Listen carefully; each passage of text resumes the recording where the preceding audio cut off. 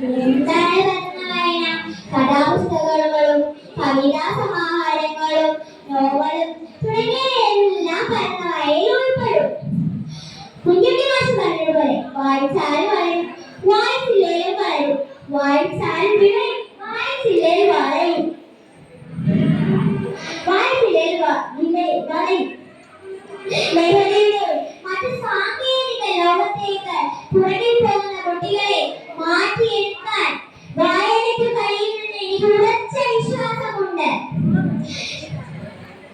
ഒരു കുട്ടി അതിന്റെ കുഞ്ഞിലെ മുതൽ വായനയെ ശീലമാക്കിയാൽ അതിന്റെ ജീവിതാവസാനം വരെ അത് ഗുണം ചെയ്യുകയുള്ളൂ. മനുഷ്യന്റെ ബുദ്ധിയെയും ചിന്തയെയും ജീവിത ശൈലിയെയും വായന സ്വാധീനിക്കും, നല്ലതാക്കും.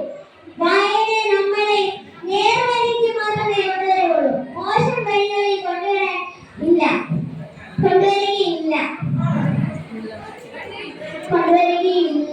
ഒരിക്കലുമില്ല, ഒരിക്കലും. പി.ടി. ഭട്ടതിരിപ്പാടിനെ പോലെ. ആരാണ് പി.ടി. ഭട്ടതിരിപ്പാട്? അദ്ദേഹം സമൂഹത്തെ മാറ്റിമറിച്ച ഒരു നവോത്ഥാന നായകനാണ്. അദ്ദേഹത്തിന്റെ കർമ്മികളെ അറിയട്ടെ.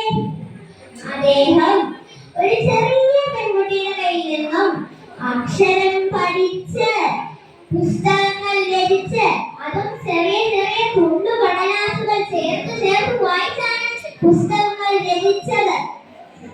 അതിനുശേഷം ഈ കേരള സമൂഹത്തെ മാറ്റിമറിച്ച ഒരു എഴുത്തുകാരനാണ് അദ്ദേഹം. അദ്ദേഹമാണ് ഇതിന്റെ ഒരു